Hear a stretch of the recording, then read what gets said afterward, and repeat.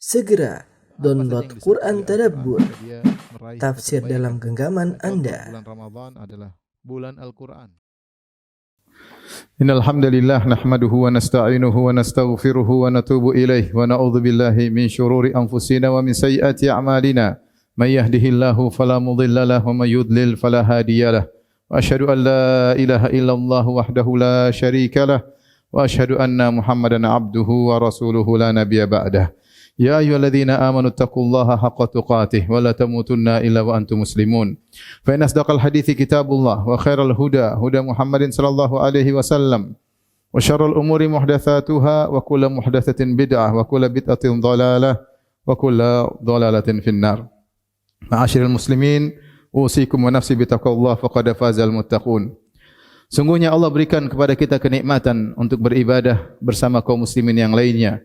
Kita beribadah dalam solat berjamaah, dalam solat Jumat, dalam solat Id, dan banyak ibadah-ibadah yang kita lakukan bersama saudara-saudara kita, bersama kawan-kawan kita, sesama kaum muslimin. Inilah suatu kenikmatan yang Allah berikan kepada kita.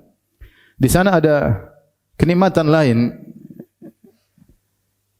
yaitu kita beribadah kepada Allah sendirian, berkhulwat dengan Allah Subhanahu wa taala. Kita sisihkan waktu untuk berdua-duaan dengan Allah Subhanahu wa taala.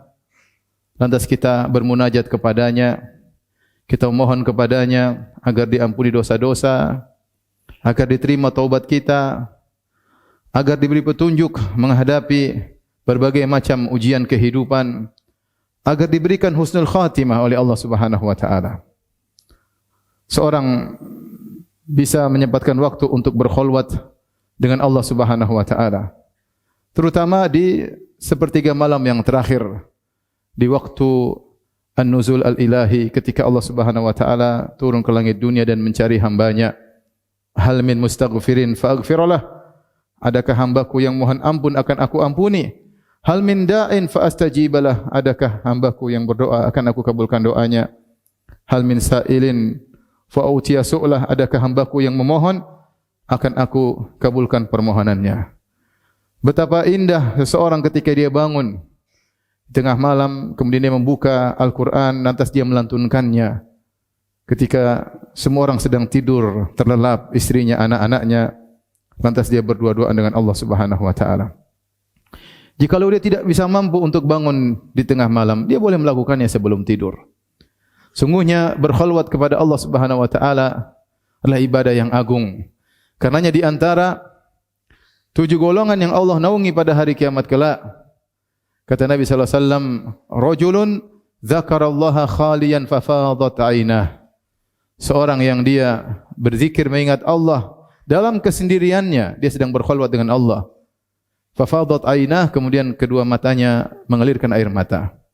Dia sendirian, kemudian dia merenungkan keagungan Allah. Dia sendirian, kemudian dia merenungkan tentang dosa-dosanya. Dia sendirian, kemudian merengek-rengek, menangis, meminta solusi dari Allah Subhanahu wa taala. Maka orang seperti ini akan dinaungi oleh Allah di hari yang sangat dahsyat, ketika matahari diturunkan dalam jarak 1 mil, semua orang dalam kondisi kepanasan. Ma'asyiral muslimin, sungguhnya dalam kesendirian kita bersama Allah Subhanahu wa taala, Allah akan memberikan banyak hibat, banyak anugerah, banyak pemberian kepada orang-orang yang berkhulwat dengan Allah Subhanahu wa taala. Allah sebutkan beberapa contoh dalam Al-Qur'an. Seperti firman Allah dalam surat Maryam, kata Allah Subhanahu wa taala tentang Nabiullah Ibrahim Khalilur Rahman alaihi salam, "Falamma a'tazalahum wa ma ya'buduna min dunillahi wa habna lahu Ishaqa wa Yaqub wa kullan ja'alna nabiyya." Tatkala Ibrahim i'tizal, yaitu tatkala Ibrahim meninggalkan mereka, meninggalkan ayahnya, meninggalkan kaumnya dalam rangka beribadah kepada Allah, maka kami anugerahkan kepada dia Ishak dan Yakub, dan keduanya kami jadikan nabi. Kapan Allah memberikan dia karunia? Ketika Allah berkata falamma a'tazalahum, tatkala dia meninggalkan mereka. Meninggalkan untuk apa? Untuk fokus beribadah kepada Allah Subhanahu wa taala.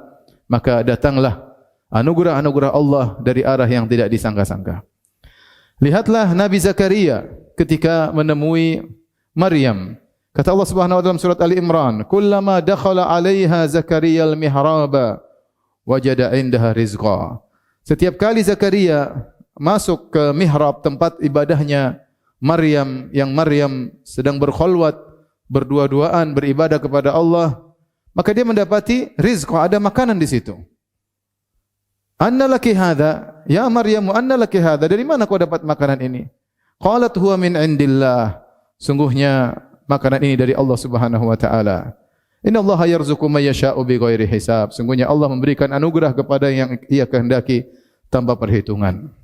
Lihatlah Maryam mendapatkan karunia dalam kesendiriannya, dalam khalwatnya bersama Allah Subhanahu wa taala. Apa kata Allah selanjutnya? Hunalika da'a Zakaria rabbah. Maka dari situ Zakaria pun yang sudah menikah lama dan sudah tua, rambutnya sudah putih seluruhnya, tulangnya sudah rapuh, tiba-tiba dia ingin punya anak. Dia melihat keajaiban yang Allah berikan kepada Maryam.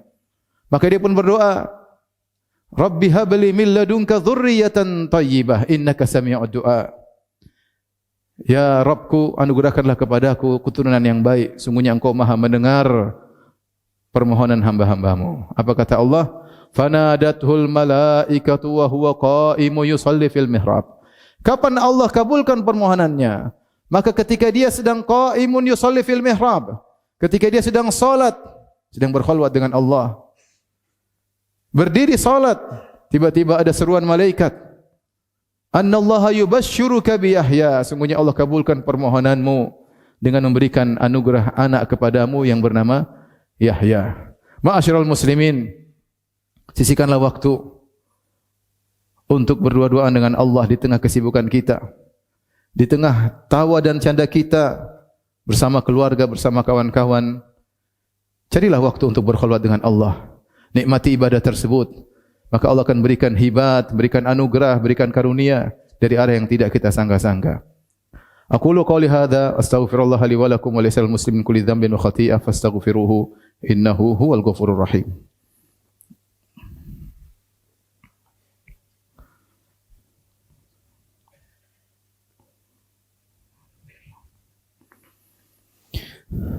Alhamdulillahi ala ihsanih wa syukru lahu ala taufiqihi wa amtinanih wa asyhadu an la ilaha illallah wahdahu la syarika lahu ta'ziman li sya'nih wa asyhadu anna Muhammadan abduhu wa rasuluhu da'ila ridwanih. Allahumma salli alaihi wa ala alihi wa ashabihi wa ikhwanih. Ma'asyiral muslimin, ibadah khalwat tidaklah susah, mudah bagi orang yang menghendakinya. Kita tidak perlu untuk membuat jadwal meeting untuk berkhalwat. Kita mau meeting kapan saja, berkhalwat dengan Allah, kita bisa. Kita tidak perlu mencari tempat khusus untuk berkhalwat. Di rumah juga bisa, di kamar juga bisa, di pojokan rumah juga bisa, di masjid juga bisa. Kita berkhalwat dengan Allah Subhanahu wa taala. Dan kita tidak usah repot-repot minta maaf karena meeting kita terlalu lama, sebagaimana kalau kita meeting sama orang lain. Kenapa? Karena Allah Subhanahu wa taala suka hambanya yang bermunajat kepadanya. Suka hambanya yang berlama-lama memohon kepada Allah Subhanahu wa taala. Kita tidak perlu minta maaf kepada Allah karena permohonan kita banyak. Tidak perlu. Karena Allah suka dengan hambanya yang meminta kepadanya. Dan kita tidak perlu minta maaf karena mengulang-ulangi permohonan. Meminta ini, meminta itu, bertobat berulang-ulang. Karena Allah suka dengan hambanya yang ilhah, yang mengulang-ulangi permohonannya. Dan kita tidak perlu malu untuk mengakui kesalahan. Tidak seperti sesama manusia, kita takut kalau kita ngaku, kita akan kena dampaknya. Karena kalau kita mengaku di hadapan Allah Subhanahu wa taala, maka Allah senang dengan pengakuan tersebut. Dan kita tidak perlu menyusun kata-kata yang indah. Ketika kita bertemu dengan penguasa, dengan pejabat, kita hanya menyampaikan sebisanya kepada Rabbul Alamin. Karena Allah sudah tahu masalah kita sebelum kita sampaikan. Dan kita tidak perlu malu untuk menangis. Karena menunjukkan kelemahan kita di hadapan Allah. Karena orang yang lemah di hadapan Allah kuat di sisi Allah Subhanahu wa taala. Maka sampaikanlah keluh kesah kepada Allah Subhanahu wa taala dalam kesendirian. Kemudian lepaskan semuanya dan serahkan kepada Allah Subhanahu wa taala. Niscaya Allah akan mengurusi urusan kita dengan cara Allah Subhanahu wa taala, dengan cara yang tidak kita ketahui, dan nantikanlah anugerah dan pemberian Allah dari arah yang tidak kita sangka-sangka. Innallaha malaikatahu yusalluna 'alan nabi ya ayyuhalladzina amanu sallu 'alaihi wa sallimu taslima. Allahumma salli 'ala Muhammad wa 'ala ali Muhammad kama sallaita 'ala Ibrahim wa 'ala ali Ibrahim innaka Hamidum Majid. Wa barik 'ala Muhammad wa 'ala ali Muhammad kama barakta 'ala Ibrahim wa 'ala ali Ibrahim innaka Hamidum Majid.